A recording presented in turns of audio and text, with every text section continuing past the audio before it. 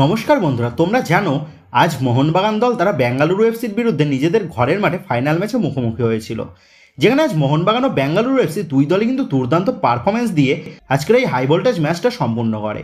যেখানে আজকের ম্যাচে 90 মিনিট পর্যন্ত 1-1 গোলে ম্যাচটা ড্র হয়, যার কারণে ম্যাচটা এক্সট্রা টাইমের দিকে গড়ায় এবং এক্সট্রা টাইমে গিয়ে মোহনবাগানের হয়ে দুর্দান্ত একটা গোল তুলে আনে মোহনবাগান দলের অস্ট্রেলিয়ান বিশ্বকাপের স্ট্রাইকার জেমি ম্যাকলারেন। এবং জেমি ম্যাকলারেনের করা দুর্দান্ত গোলের সুবাদেই মোহনবাগান দল তারা কিন্তু এই মৌসুমের আইএসএল কাপ চ্যাম্পিয়ন হয়ে গেল। তো ইতিমধ্যেই মোহনবাগান দল এই মৌসুমে লিগ শিল্ডও চ্যাম্পিয়ন হয়েছে এবং লিগ শিল্ডের পাশাপাশি মোহনবাগান দল তারা এই মৌসুমের আইএসএল কাপ চ্যাম্পিয়ন হয়ে তারা কিন্তু তাদের ট্রফিটাকে ডবল করে নিল এবং এই মৌসুমের আইএসএল এর ট্রফি ডবলের পাশাপাশি মোহনবাগান দল তারা কিন্তু জোড়া ট্রফি পেয়ে তারা কিন্তু ইতিহাসও গড়ল।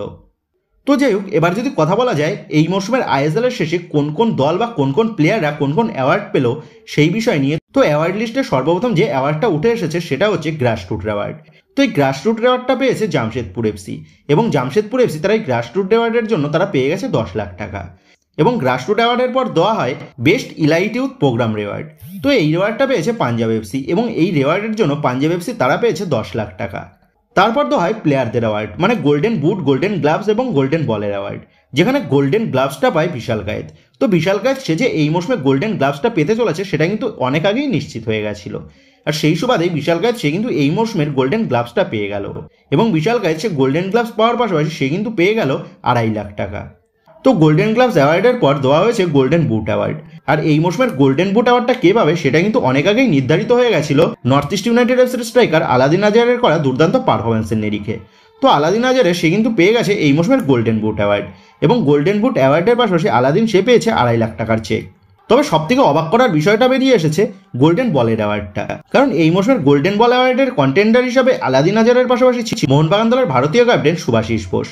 তো আলাদিন আজহারে সে দুর্দান্ত পারফরমেন্স করেছে সেটা সঠিক, তবে মোহনবাগান দলের ক্যাপ্টেন সুভাশিস বোস সে যেভাবে গোটা দলকে নেতৃত্ব দিয়েছে এবং গোটা দলকে নেতৃত্ব দিয়ে জয় আনার পাশাপাশি সে যেভাবে নিজের দক্ষতায় গোল পেয়েছে, তো সেই কারণে বেস্ট প্লেয়ার হিসাবে গোল্ডেন বলের অ্যাওয়ার্ডটা কিন্তু সুভাশিস বোসকে দিলে সবথেকে বেটার হতো। তবে সেটা না করে শেষ পর্যন্ত আলাদিন আজহারের হাতেই তুলে দেওয়া হয়েছে এই মৌসুমের গোল্ডেন বল অ্যাওয়ার্ড এবং গোল্ডেন বল অ্যাওয়ার্ডের জন্য আলাদিন আজহারে সে কিন্তু পেয়ে গেছে 5 লাখ টাকা। তো এরপর আইএসএল এর ইমার্জেন্ট প্লেয়ার হিসেবে অ্যাওয়ার্ড জিতেছে এফসি গোয়া দলের উইঙ্গার ব্রিসন ফার্নান্ডেজ, যে পেয়েছে 4 লাখ টাকা। তো এই সমস্ত অ্যাওয়ার্ডের পর রানার্স আপ দল হিসাবে বেঙ্গালুরু এফসি তারা পেয়ে গেছে 2.5 কোটি টাকা এবং চ্যাম্পিয়ন দল হিসাবে মোহনবাগান তারা কিন্তু পেয়ে গেছে 6 কোটি টাকা।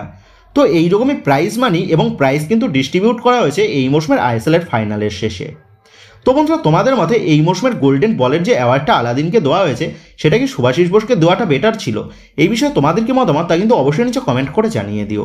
তো বন্ধুরা, এই ভিডিওটা এটুকুই ছিল। তো আসি বন্ধুরা, দেখা হচ্ছে পরের ভিডিওতে।